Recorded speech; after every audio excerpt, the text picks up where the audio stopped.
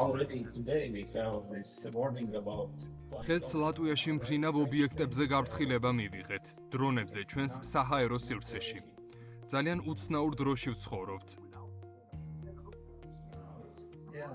it's very interesting times we are living here. თუმცა, ბევრი რამ გვექნება ალბათ შვილებისთვის, მერე მოსაყოლი.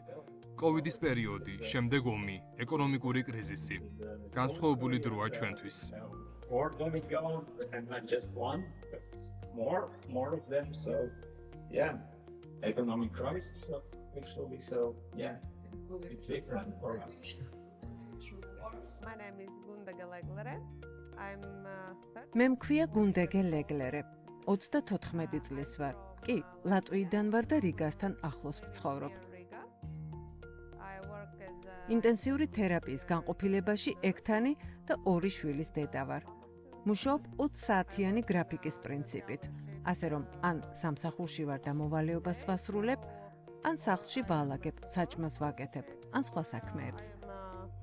at home. ლატვიაში არ არის იოლი, კონდეს კარგი ხელფასი.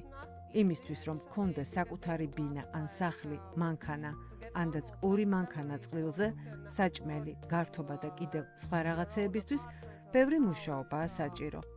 რადგან საშუალო ხელფასი ლატვიაში ძალიან მაღალი არ არის.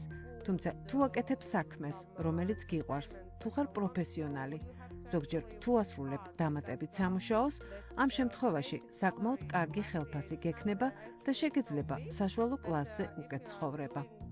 What you love and you do it like very good and maybe something overtime and so on. So you can get a pretty good salary and live like better than middle class.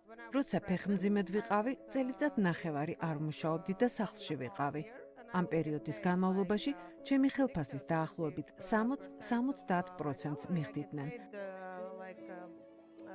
რაც შეეხება ზოგადად გადასახადებს, ვინც მუშაობს, მათი ხელფასიდან 30%-ზე ცოტა ნაკლები მიდის გადასახადებზე, სოციალური დაზღვევა, სამედიცინო.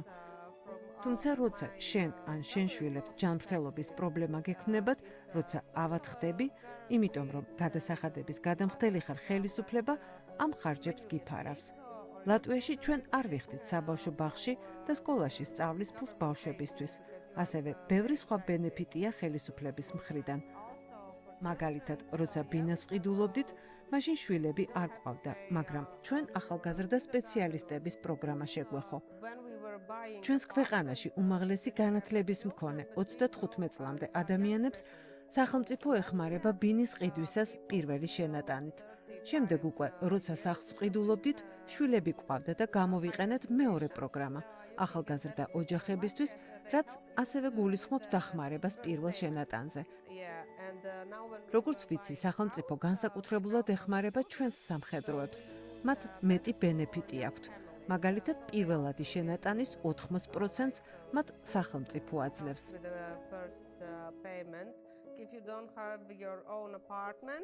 თუ საკუთარი ბინა არ გაქვს, ერთიან ოროთახიანი ბინის ქირა დაახლოებით ალბათ 400-500 ევრო ღირს თვეში. პრინციპში ყველაზე დიდი ხარჯი სწორედ ბინის ქირაა ადამიანებისთვის ლატვიაში. დანარჩენი, ვთქვათ, პროდუქტი და პირველადი მოხმარების ნივთები არ არის ძალიან ძვირი. დაახლოებით 100 ან 200 ევრო კვირაში და ამ თანხაში მხოლოდ საკვებს არ გულისხმობ. სახლისთვის სხვა საჭირო ნივთები და მომსახურებაც შედის. For cleaning stuff and food. We already have these years of occupation. ლატვიის ოკუპაციის წლებმა გვაჩვენა, რა იყო ეს ცხოვრება თავისუფლების გარეშე. მე არ მინდა ჩემი შვილებისთვის და შვილიშვილებისთვის იგივე. ევროპის გარდა სხვა არჩევანი არ შეიძლება გქონდეს. მხოლოდ ევროპა. There is no other opportunity. Just Europe. My name is Maya. მე ვარ მაია და ეს არის ჩემი მეუღლე დავისი. ჩვენ ორივე რიგაში დავიბადეთ და აქ ვცხოვრობთ. მე 39 წლის ვარ, მეუღლე კი 53-ის. My husband is 53. Yes. ყავს ორი შვილი, უფროსი გოგო 19 წლისაა და ბიჭი 11-ის. ჩემი მეუღლე ინგლისურად ვერ საუბრობს, რუსული იცის, რადგან ის დაიბადა მაშინ, როცა ლატვია არ იყო თავისუფალი ქვეყანა. ზოგადად, რა თქმა უნდა, ახალგაზრდებს სურთ თავიდანვე ძალიან მაღალი ხელფასი ჰქონდეთ. მე კი მგონია, რომ მთავარია რაღაცით დაიწყო და ნელ-ნელა წახვიდე წინ. ლატვიაში საშუალო ხელფასი დაახლოებით 1000 ევროა. ეს ნორმალურ ხელფასად ითვლება, არც ძალიან მაღალია, თუმცა არც ცოტა. ამ თანხით შეგიძლია ბინა იქირაო, იკვებო. შეიძლება ვერ იმოგზაურო ან კიდევ სხვა რამ ისეთი გააკეთო, თუმცა იცხოვრებ, რა თქმა უნდა. ლატვიაში სწავლობენ არა მხოლოდ ადგილობრივი მცხოვრებლები, არამედ ძალიან ბევრია უცხოელი სტუდენტი, რადგან ევროპის სხვა ქვეყნებთან შედარებით განათლების მიღება აქ უფრო იაფიჭდება. თუ სწავლობ, რა თქმა უნდა, შეგიძლია კარგად ანაზღაურებადი სამსახურის პოვნა. ზოგადად, ვისაც მუშაობა სურს, ის მუშაობს. ვინც მუშაობს, ის ხელფასაც იღებს. ყველგან არიან ადამიანები, რომლებსაც არ სურთ მუშაობა, და არც იმუშავებენ და მუდმივად იწუწუნებენ, რომ ცხოვრებაა ასეთი ცუდი. ჩვენ მუშაობთ და ამაში ვიღებთ ჩვენს გასამრჯელოს. რომ გაიხედ გამოიხედოთ, ყველგან რაღაც ხდება, ყველგან რაღაც შენდება, ახალი სახლები. ვერ ვიტყვი, რომ ისევ ცხოვრობთ, როგორც ზღაპრებშია, მაგრამ ნორმალურად ვცხოვრობთ. ჩვენი შემოსავლით შეგვიძლია ვიაროთ თეატრში, ვიმოგზაუროთ წელიწადში ერთხელ. შეგვიძლია ავირჩიოთ სად და როგორ წავიდეთ. მანქანითაც შესაძლებელია მოგზაურობა ლიეტუვაში, პოლონეთში და ძალიან კარგია, რომ არანაირი ვიზები არ გვჭირდება.